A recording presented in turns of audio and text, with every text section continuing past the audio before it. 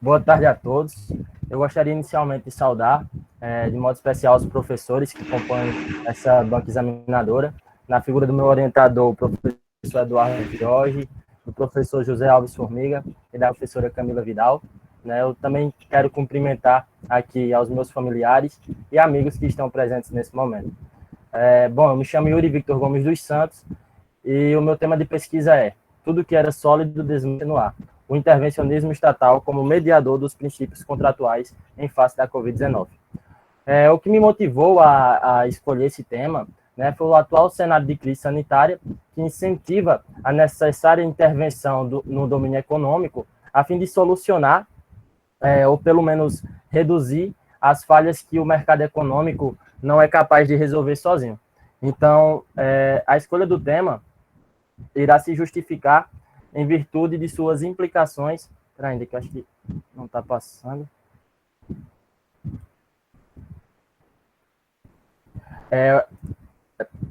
A escolha do tema irá se justificar em virtude de suas implicações no cenário recente e de seu embasamento conceitual e principiológico para tomadas de decisão em uma conjuntura que, por vezes, carece de normatizações específicas. Como problematização, questionamos se o Pacta Sunt Servanda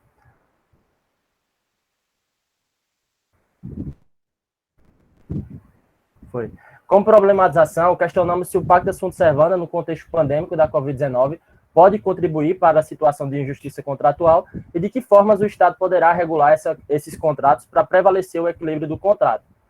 De antemão, traçamos duas hipóteses, que é a adoção da base principiológica à luz do caso concreto no Brasil, lançou uma perspectiva de um judiciário interventor, sendo imperiosa a análise dos requisitos adotados para compreender o porquê da mitigação da força obrigacional, e que a análise judicial poderá ser afastada se, de boa fé, optarem os contratantes pela via extrajudicial. E para a realização das pesquisas, da pesquisa, nós nos guiamos pelo procedimento técnico de documentação indireta, no caso exploratório, tendo em conta que objetivamos clarificar conceitos, elucidar o conhecimento e fomentar o embasamento de pesquisas futuras, pelo procedimento técnico de pesquisa de documentação indireta, no caso bibliográfico e documental. O bibliográfico, pois empregamos o uso de livros, doutrinas jurídicas, teses, pesquisas, materiais cartográficos, entre outros, e documental, porque utilizamos arquivos públicos, privados e fontes estatísticas. Pelo método de abordagem, o indutivo, levando em conta que nós utilizamos a análise de casos específicos, a fim de se obter conclusões gerais, e pelo tipo genérico de investigação, histórico-jurídico, para que se compreenda o avanço dos institutos principiológicos contratuais no espaço e no tempo. O objetivo geral, por sua vez, ele consiste em analisar a intervenção do Estado dentro da crise sanitária como garantidor do equilíbrio contratual, os objetivos, e para realizar esse objetivo geral, nós traçamos 3 objetivos específicos, que são entender a aplicação principiológica que sustenta o contrato, verificar os cenários que possibilitam as percepções que elevam as teorias de imprevisibilidade e inevitabilidade e acentuar uma melhor compreensão da importância da revisão contratual. Delineamentos da relação contratual. Então, de antemão, consideramos pertinente realizar um comentário sobre a escolha do tema do trabalho, Tudo que era sólido desmancha no ar. Essa foi uma frase cunhada por Marx e Engels no Manifesto do Partido Comunista, quando naquele momento os autores estão realizando um resgate histórico, um resgate teórico acerca da adaptabilidade do sistema capitalista. Então, em decorrência da pandemia da Covid-19, o direito contratual encarou uma situação semelhante quando teve suas bases principiológicas, e a partir disso precisou se reinventar para abarcar as mudanças socialmente geradas em face dessa crise sanitária e permanecer enquanto um ramo do direito dominante. E aí, para a compreensão do porquê dessa relativização, do porquê da mitigação desses princípios contratuais, se fez justamente necessário uma análise histórico-jurídica, traçando a evolução dos princípios da autonomia privada, do pacta sunt servanda e da função social do contrato. A ideia da autonomia, ela nasce primeiramente da percepção da exteriorização da vontade. Essa exteriorização ela é percebida desde o direito canônico na formação dos negócios jurídicos, sendo que naquele tempo essa vontade era bastante limitada. Então nós vamos perceber que, a depender do contexto que essa vontade esteja inserida, né, sofrerá alterações. Tanto é que, ao proceder à pesquisa, nós indicamos que a eclosão das grandes revoluções, no caso a Revolução Francesa e a Inglesa, foram determinantes para a concretização de uma posterior hipervalorização da vontade, onde as pessoas não sofriam mais aquela limitação na vontade. Só que após algumas décadas, né, as crises que vieram após esses ideais fizeram com que o Estado voltasse a intervir nessa autonomia. Agora, não mais como um Estado absolutista, é claro, mas um Estado que buscava garantir que aquela autonomia não fosse mais absoluta. Isso vem acontecer já no final do século XIX. Com essa mudança, o conceito de autonomia da vontade, antes como absoluta, passa para a autonomia privada, agora relativizada. Então, a autonomia privada, ela busca a preservação da liberdade nos contratos. Porém, essa liberdade agora, né, deverá valorizar a ordem pública e os princípios sociais. Já o Pacta Sunt Servanda, do Estado liberal, ele considerava um contrato utopicamente equilibrado, onde as partes eram tidas como formalmente iguais. Ou seja, mesmo no caso de impossibilidade do cumprimento em razão de fatos inesperados, o indivíduo não poderia ficar desobrigado. Então, novamente, vemos esse caráter absoluto. Porém, com a aparição do Estado Social de Direito, surge a substituição de um individualismo do Estado liberal para um humanismo democrático. Ressalta-se, logo de agora, que a força obrigacional, apesar de mitigada, é um dos elementos mais essenciais na formação de qualquer contrato. Por fim, a função social do contrato... Por fim, a função social do contrato é vista somente após o processo de socialização do direito na nova ordem mundial, né? Então, porém, isso só vem ser percebido no Brasil ali depois da promulgação da Constituição Federal de 88, né, após o período obscuro da ditadura militar. Então, esse princípio ele tem como medida a limitação do conteúdo dos contratos, né, que irá interessar não apenas as partes contratantes, mas a todo o meio social. Nesse caso, Lobo 2020, ele vai nos elucidar que o ordenamento jurídico brasileiro ele não vê esse princípio como um princípio de aplicação supletiva ou excepcional, mas um princípio de aplicação objetiva, né, à luz do caso concreto. Então, em síntese, percebemos que esses conceitos principiológicos, eles não são lineares no tempo. Quer dizer, perpassando por fases distintas, né, percebemos essas mudanças, a evolução desses princípios, né, se adequando ao que compreendemos sobre eles hoje. Consequências da pandemia e a relativização da obrigatoriedade contratual. Bom, diante do cenário pandêmico da Covid-19, as autoridades puderam adotar medidas de restrição da liberdade como forma de conter a disseminação do novo vírus. Com isso, a primeira medida tomada pelo Estado foi a determinação do isolamento nacional, ou o isolamento a nível nacional.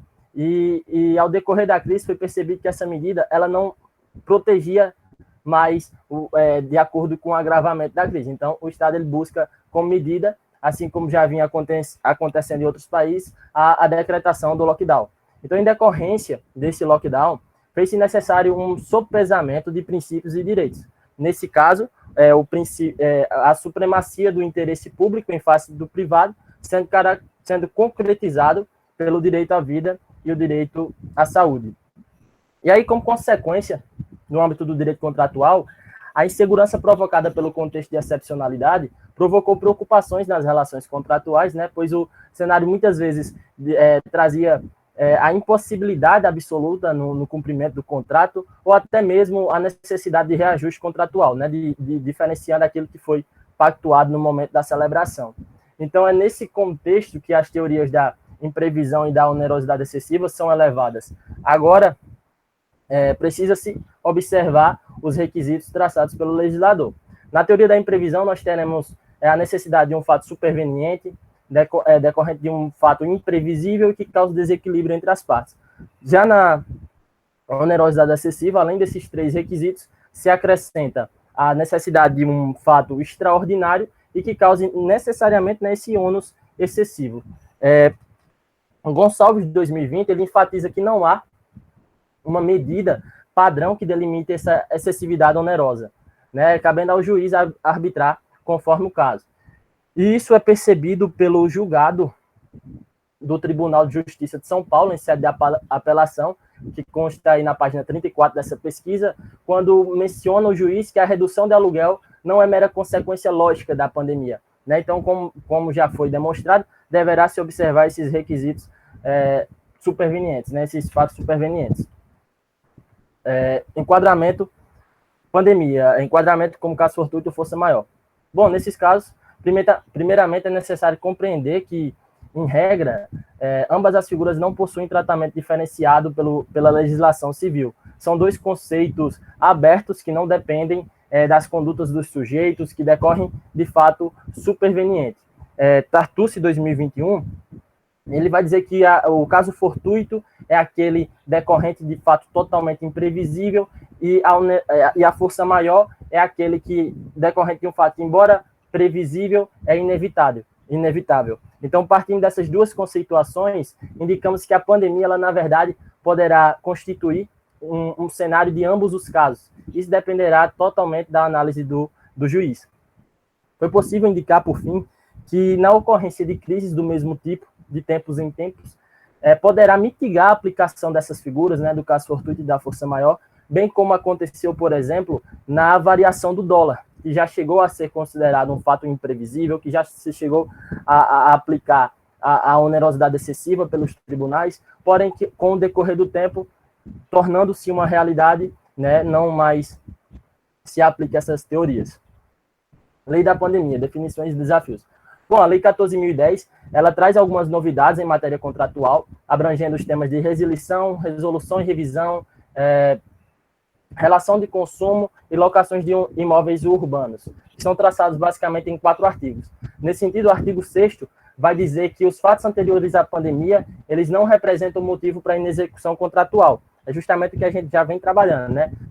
Tem que decorrer de fato superveniente. Então, o que vem antes não importa para esse contexto de pandemia. O artigo 7º, ele vai demonstrar, vai desconsiderar que os institutos caso fortuito e força maior se apliquem nos casos de oscilação monetária ou oscilação cambial. Isso também já vem sendo aplicado pelos tribunais, né? Então, esse artigo ele traz essa força de lei, esse entendimento já determinado, e também se preocupa em diferenciar os contratos civis e consumeristas no seu parágrafo único.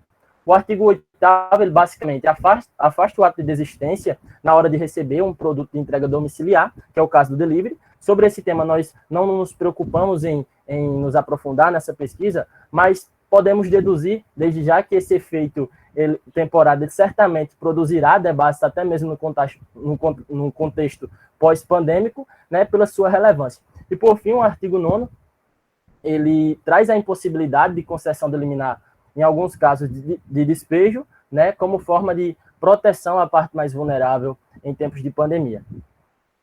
A pandemia e a instabilidade do sistema contratual. Bom, no contrato de locação, foram traçadas algumas divergências dentro do contrato de locação residencial, né? Foi possível perceber que existe um entendimento de que esse tipo, por não sofrer restrições na fruição da coisa, não se enquadraria como um caso de revisão judicial do contrato. Dessa forma, se elevaria o quê? Né? Justamente a necessidade de uma revisão consensual entre as partes. Mas, de forma contrária, nós percebemos em outro julgado, constando aí na página 54 desse trabalho, que o magistrado, observando os requisitos do artigo 478 do Código Civil, concedeu a revisão contratual, né, mostrando aí essa divergência.